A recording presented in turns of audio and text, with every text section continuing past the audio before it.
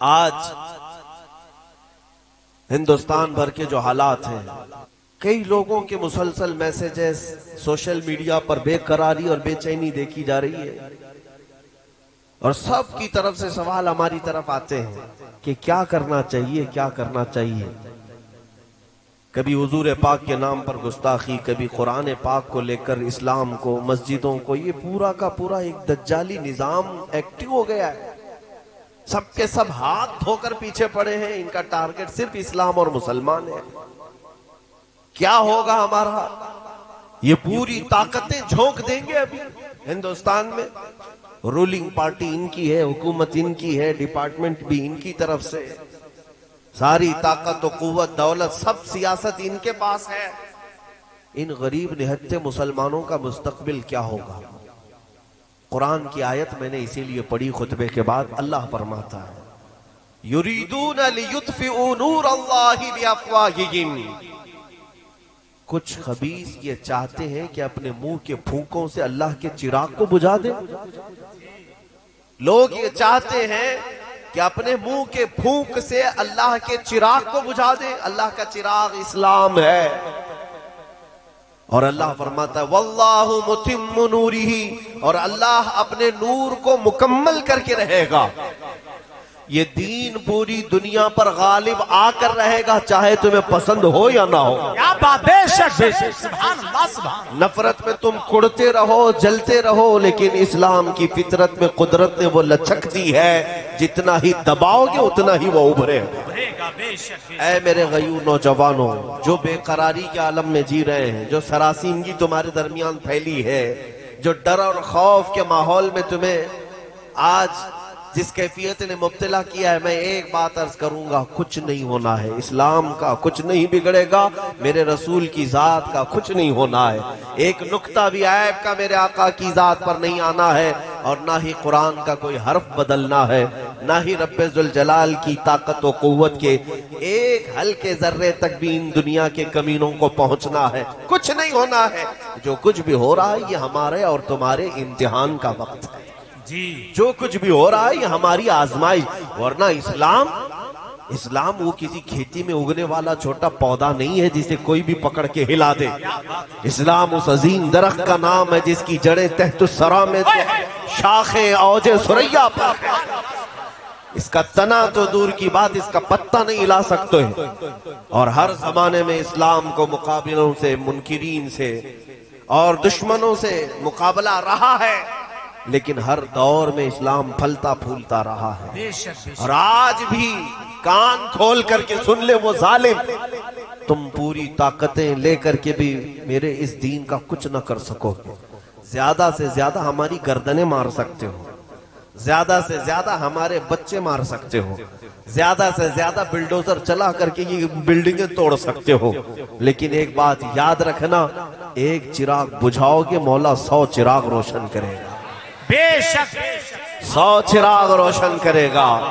اور ہمارا معاملہ تو یہ ہے میرے عزیزوں، میں ڈر اور خوف سے تمہیں نکالنے کے لیے بات کر رہا ہوں۔ ڈر اور خوف سنیوں کو تو زیب دیتا بھی نہیں جی، اور جس کے نگہبان اعلیٰ حضرت ہو اور وہ اپنے درس میں یہ ہم سب کو سمجھاتے بھی ہوں، خوف نہ رکھ رضا ذرا تو ہے عبد مصطفیٰ، خوف نہ رکھ رضا ذرا تو ہے عبد مصطفیٰ، تیرے لیے امان ہے، تیرے لیے امان ہے۔ نعرہ تکبیر، نعرہ رسالت، نعرہ غوثیت، مسلک اعلی حضرت، کلام اعلی حضرت۔ عزیزوں، سنیوں کو تو ڈر زیب نہیں دیتا۔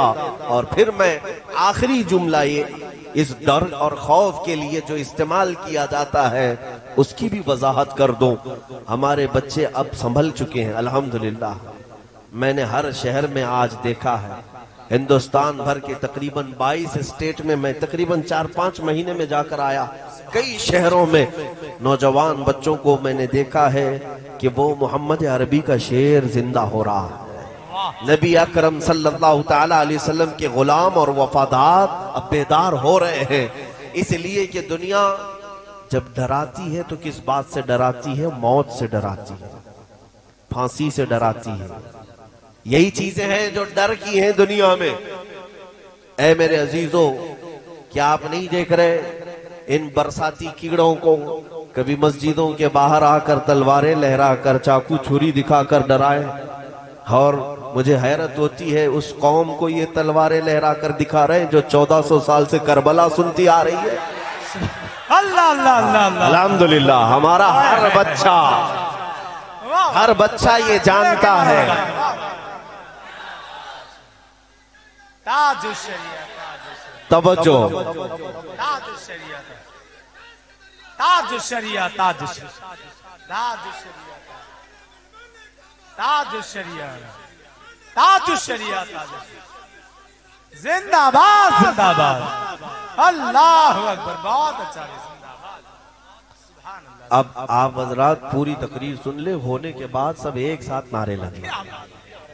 آپ لوگ نعرے زیادہ لگاتے ہیں، اور ظاہر سی بات ہے سنیوں کے ہی ہاں یہ ماحول ہے کہ نعرے تکبیر اور نعرے رسالت میں ہمارے ہاں وہ اثر ہے جس کو اقبال نے کہا تھا۔ ہاں بات سچی ہے، وہ ہمارے انہی جوانوں کا نعرہ ہے جس کے لیے اقبال کہا تھا، کفر دم توڑ دے گا ٹوٹی ہوئی شمشیر کے ساتھ۔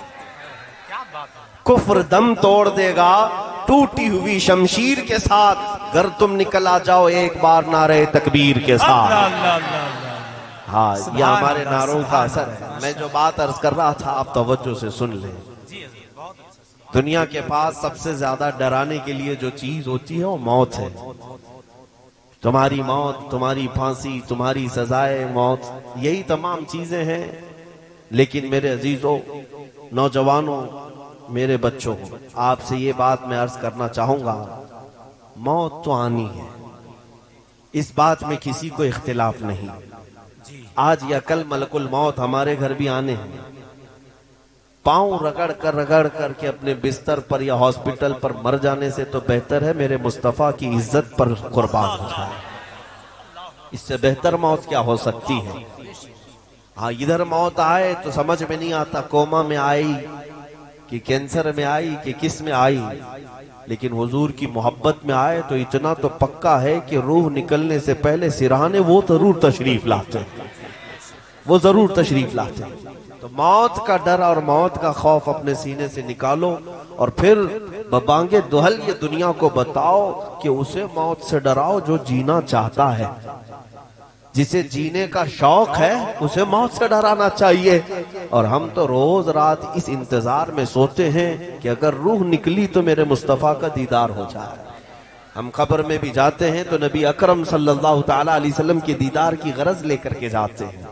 بہرحال جو بات میں عرض کر رہا ہوں وہ توجہ سے سنیں کہ اسلام کا کچھ نہیں بگڑے گا، قرآن کا کچھ نہیں، رسول پاک کی ذات کا حال تو یہ ہے، یہ ہزار بھونکتے رہیں کچھ نہ ہونا ہے، رہے گا یوں ہی ان کا چرچا رہے گا، رہے گا یوں ہی ان کا چرچا رہے گا، پڑے خاک ہو جائیں جل جانے والے، یا رسول اللہ تو گھٹائے سے کسی کے نہ گھٹا ہے نہ گھٹے گا، جب بڑھائے تجھے اللہ تعالیٰ تیرا، مٹ گئے مٹتے ہیں مٹ جائیں گے آدھا تیرے، نہ مٹا ہے نہ مٹے گا کبھی چرچا۔